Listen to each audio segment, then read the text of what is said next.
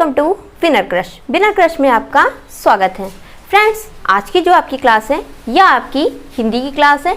इससे पहले हमने हिंदी में वर्णमाला पढ़ा है, तो आज की जो क्लास है यह आपकी संधि है। क्योंकि अगर हम वर्णमाला पढ़ते हैं उसके बाद हमको संधि पढ़ने में बड़ी आसानी होती है। यह आपके सभी एग्जामों में आएगा। जैसे कि आपका लेखपाल का एग्ज़ाम है 31 जुलाई को, आपका यूपी ट्रिपल एससी पीईटी का एग्ज़ाम है, यूपी पुलिस कांस्टेबल का एग्ज़ाम होना है, यूपी ट्रिपल एससी पीईटी का एग्ज़ाम होना है, यूपी टेट, और जहाँ भी हिंदी आती है यहाँ से आपके क्वेश्चन जरूर आते हैं। फ्रेंड्स, चैनल पे नए हो तो चैनल को सब्सक्राइब करें, वीडियो पसंद आए तो लाइक करिएगा, कमेंट करिएगा और अपने दोस्तों परिवार के साथ शेयर जरूर करिएगा। अब शुरुआत करते हैं क्लास की। संधि। संधि का अर्थ क्या होता है? संधि का अर्थ होता है, आपको पता है, मेल या जोड़। संधि का अर्थ भी क्या होता है? मेल या जोड़। संधि को हम दो शब्दों के मेल से बना हुआ, सम धन धी। संधि। संधि क्या होता है? दो वर्णों के मेल से होने वाले विकार या परिवर्तन को हम क्या कहते हैं? संधि कहते हैं। पहले शब्द का अंतिम वर्ण और दूसरे शब्द का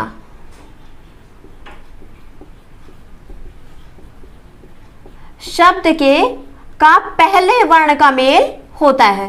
संधि में पहले शब्द का अंतिम वर्ण और दूसरे शब्द के पहले वर्ण का मेल होता है, उसे हम क्या कहते हैं? संधि कहते हैं। संधि वर्णों के मेल से बनते हैं। जैसे कि आप देखते हैं विद्या धन आलय, ये क्या हो गया? आपका विद्यालय हो गया। तो विद्या और आलय, अगर हम इसका वर्ण विच्छेद करें,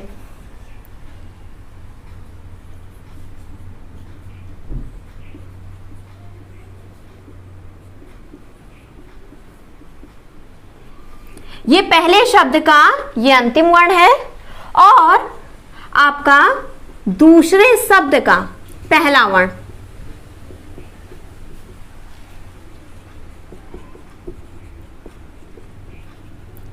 यहां पे हमने इन दोनों की संधि कराई। पहले शब्द का अंतिम वर्ण और दूसरे शब्द का पहले वर्ण का जो हमने मेल कराया, तो ये क्या बन गया? इन्होंने संधि कर ली और एक शब्द का निर्माण कर दिया।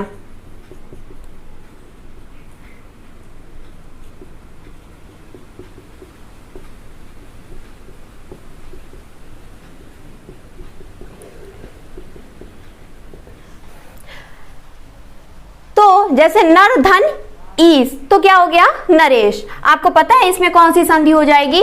गुण संधि हो जाए, सॉरी, दीर्घ संधि हो जाएगी। और नर धन ईस, नरेश, नरेश में क्या हो जाएगा? आपका गुण संधि हो जाएगी। अब देखिए संधि विच्छेद की बात करते हैं। तो संधि विच्छेद क्या होता है? जो शब्द संधि से बने हुए हैं, जो शब्द संधि से बने हैं, उनके खंडों को अपने पूर्व रूप में या फिर हम पहले के रूप में, ये आपका संधि से बना हुआ है और ये आपका पहले का रूप है और ये क्या बना? संधि से एक शब्द का निर्माण हुआ। तो कह रहा है जो शब्द संधि से बने हैं उनके खंडों को अपने पूर्व रूप में रखना अथवा संधि को तोड़ना, इस संधि को तोड़ना ही क्या कहलाता है? संधि विच्छेद कहलाता है। पहले का रूप ये है, बाद का रूप ये है, संधि करके हमने यह रूप बनाया हुआ है। तो कह रहा है जो शब्द संधि से बने हुए हैं उनको पहले के रूप में तोड़ देना या विच्छेद कर देना ही क्या कहलाता है? संधि विच्छेद कहलाता है।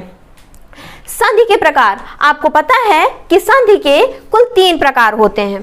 संधि के कुल कितने प्रकार हो जाते हैं? 3 प्रकार हो जाते हैं। स्वर संधि, व्यंजन संधि और विसर्ग संधि। स्वर संधि में क्या होता है?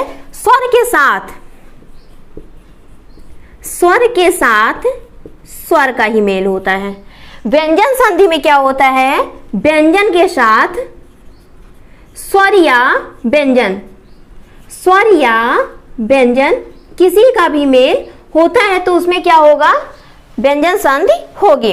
विसर्ग संधि में क्या होगा, विसर्ग के साथ स्वर या व्यंजन का मेल हो, स्वर या व्यंजन का मेल हो तो उसे हम क्या कहते हैं, विसर्ग संधि उसमें होती है। तो स्वर संधि में क्या होगा, स्वर के साथ हम स्वर का मेल कराएंगे, व्यंजन संधि में व्यंजन के साथ हम स्वर या व्यंजन का मेल कराएंगे, जबकि विसर्ग संधि में विसर्ग के साथ हम स्वर या व्यंजन किसी का भी मेल करा सकते हैं। स्वर संधि के कुल 5 भेद होते हैं, दीर्घ स्वर संधि, गुण स्वर संधि, वृद्धि स्वर संधि, यण स्वर संधि और अयादि स्वर संधि। अब देखिए, अगर हम दीर्घ स्वर संधि की बात करें तो हम इनको पहचानते कैसे हैं। दीर्घ, आपने वर्णमाला में पढ़ा भी है दीर्घ स्वरों के बारे में।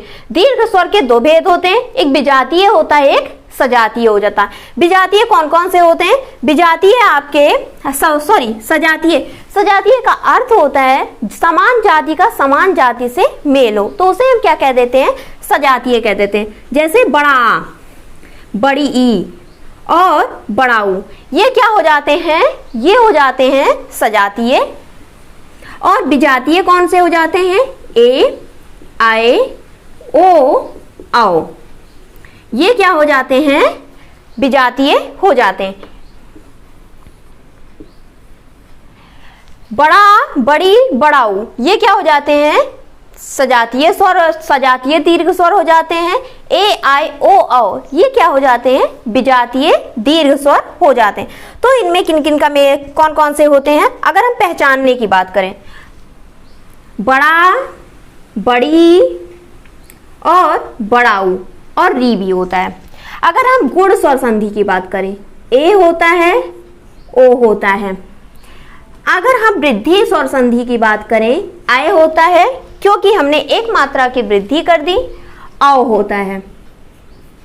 अगर हम यण स्वर संधि की बात करें तो यहाँ पे क्या होता है, या और वा के पहले अंतस्थ व्यंजन के पहले अधकटे अक्षर होते हैं, वो क्या होते हैं, वो यण स्वर संधि होती है। यदि हम अयादि स्वर संधि की बात करें तो इसमें क्या होता है, आय होता है, आय होता है, आओ होता है और आओ होता है।